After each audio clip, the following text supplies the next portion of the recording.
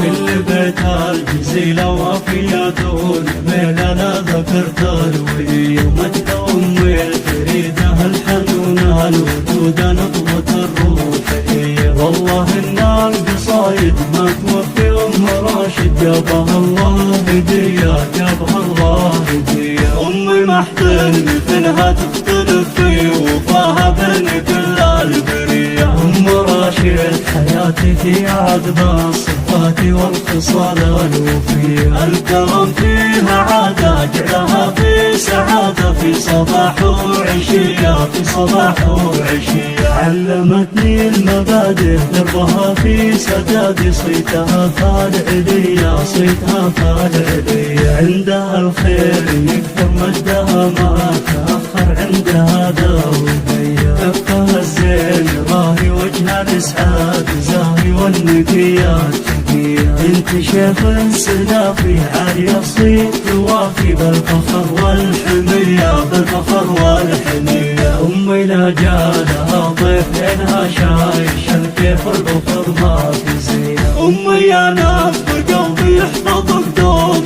ربي يا ملاك الوضية. يا بعد كل غالي تاج راسي وعقالي عزلتي والحمية. انت ست الحبايب مركزك السحايب مثل شمس البنية مثل شمس البنية. جاتك من امهاتها انشرت الدول نقصان بالمعاني الابية. الختام ادعي الله يلقت الخير كله في حياة الهنية في حياة الهنية في حياة الهنية في حياة الهنية.